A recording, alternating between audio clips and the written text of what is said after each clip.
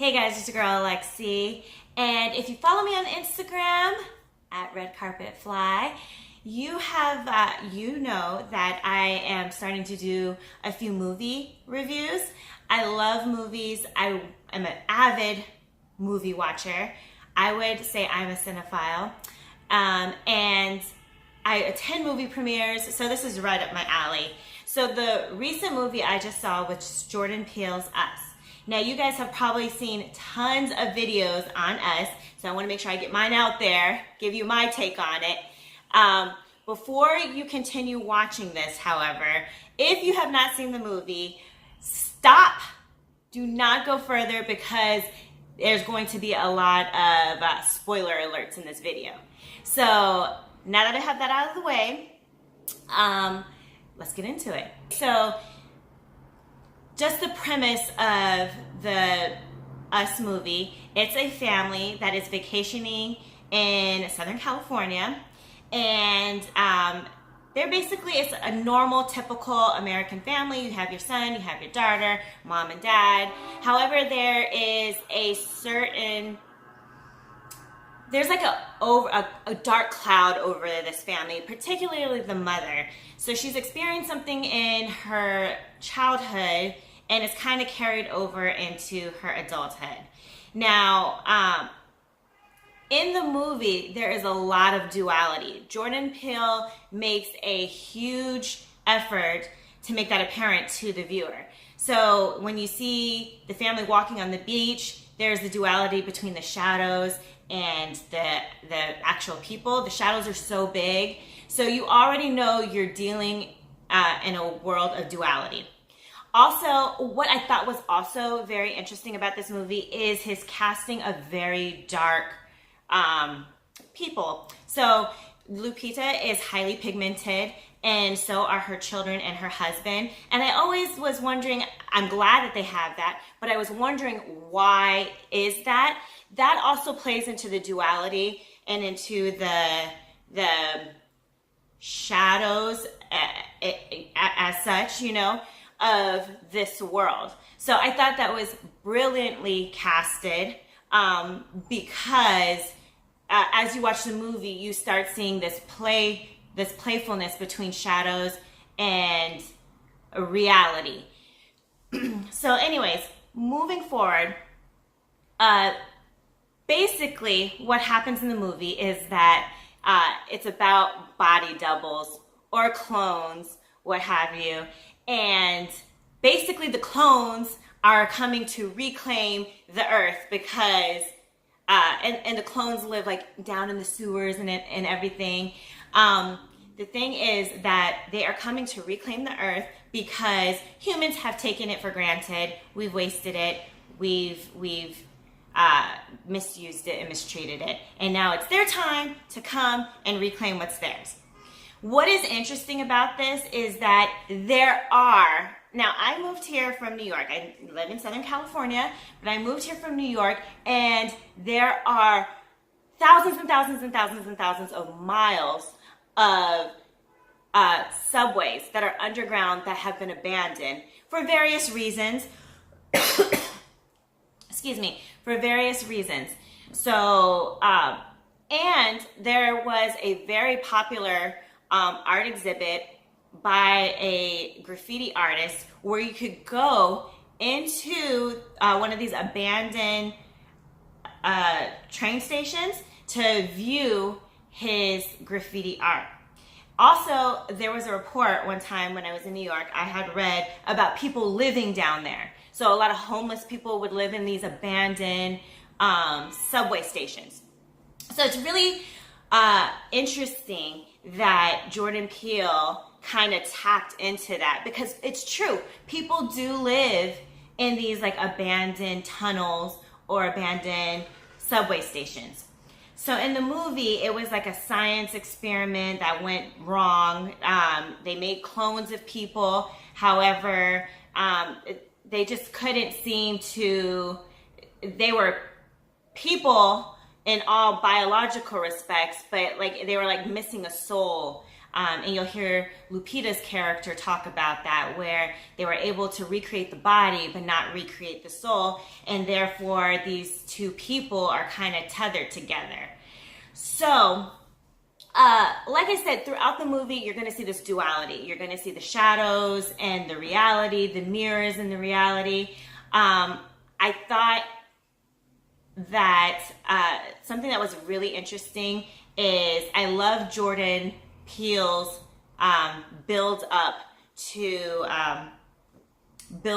the climax. So in the movie, the clones and everything, they're killing people, they're coming to reclaim them. However, there is a twist in this movie.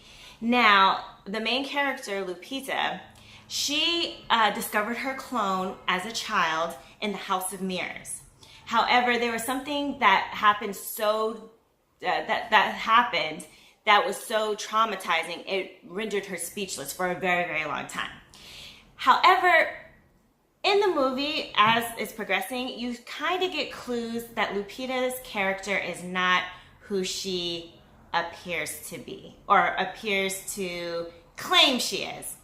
So, and in the end, you see that actually Lupita's character is, in fact, a clone. That when she was small, she was able to, she found her double, and she captured her and locked her up and reclaimed her position.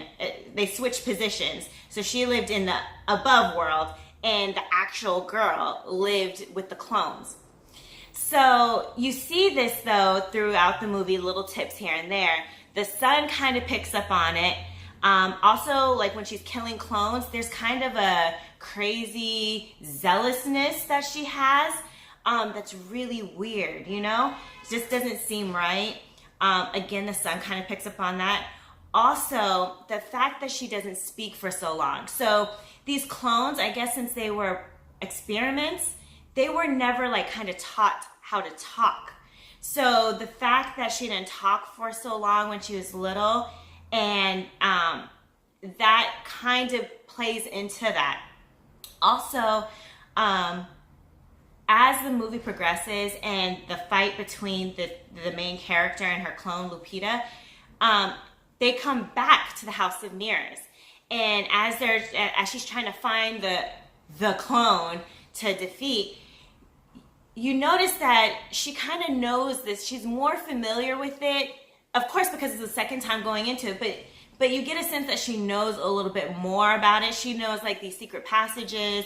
She's able to navigate down to this like abandoned tunnel or subway station and find where the clones live. And you're like, hold up, how did you know this? You know, because Lupita's character in the beginning of the movie never went down there, and never throughout the movie did you get the sense or the information that she would know this, you know?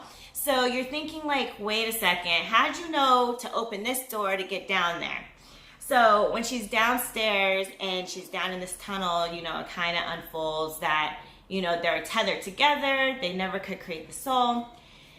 So as they start fighting each other, the clone, Lupita and her clone, as they start fighting, you are, as a viewer, questioning who's real and who's not. Because at this point, you thought up until this point, you pretty much think that Lupita's pretty legit, like the lady who is trying to fight these clones.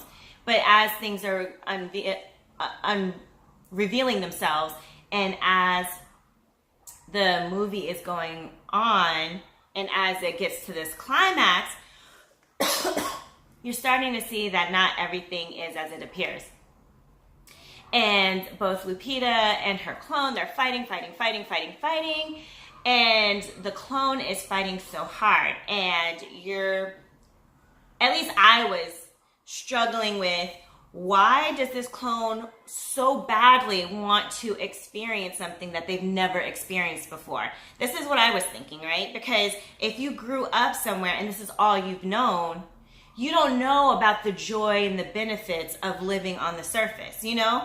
And no one's really told you the joy and the benefits of that. So there was a point of confusion for me, which I believe is intentional on Jordan Peele's part, of who's who and exactly what are you fighting for.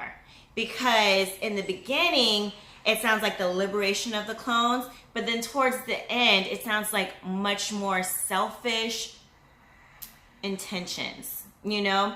And on Lupita's character, and she just used the liberation of clones to achieve her personal gains. I hope this is making sense to you guys. This is like if you like movies that you like to think and really kind of peel back the layers, this is that type of movie. So, but yeah, as the movie's going on, you're kind of seeing that it's not what it was to begin with. So anyways, in the end, it turns out Lupita actually killed the real person, and the clone who had assumed her personality prevails and continues to live on. And her son suspects this. He has like a huge hunch that his mother is not who she claims to be. Now, that's like the movie in a nutshell. There's a lot of Easter eggs in this movie. A lot of people said that this had to deal with classism, that it had to deal with like the current socioeconomic status of America at the time. What I really thought about is I kind of see the classism on why the clones look like us. It's because I believe Charlemagne the God had commented one time saying that anyone can be poor, anyone can end up in the circumstances where you are the have-nots. And I definitely saw that in this movie. However, I thought it was more of a nod to this, to the social, or not social, but the science of cloning. That's what I was getting, because we have been doing so much cloning and everything, or the investigation of cloning. I thought it had more to do with that and the ramifications of cloning, of what that could mean, what that could entail. What do you do with these people once they're cloned, you know? I also thought that it was just a really interesting movie. One part that I didn't get, and I'll probably find out or do some more research on it later, was there's this theme of Hands Across America. So the Hands Across America. I wasn't quite getting that. I know it means unity. I know that it's symbolic of bringing people together. But I'm not quite sure how that all ties in to the statement that they were trying to make and why that was such an important part of it. But it is an important part of it. And yeah, I just think that if you haven't seen this movie yet, you definitely need to go see it. It's a great movie. I probably will end up watching it again because, like I said, there's so much stuff going on that you will miss things, you know, because you're watching it and you have questions in your own mind about, hold up, did I see what I think I saw? Is what's being put in front of me reality, you know? But definitely go see the movie. It's one of those movies, like I said, that makes you think. It's not a scary movie. So for those of you who are scared of scary movies, this is not a scary movie. It's not a scary movie. It is definitely a thriller. It's like a psychological kind of thriller, I guess. Thriller/psychological thriller. It really makes you think. So anyways, go check out the movie. Before I end, make sure you like, follow, and subscribe. I will be covering some more movie premieres and celebrity events, but I thought this would be interesting to kind of add to the channel. Let me know in the comments if you like this or not. And as always stay fly.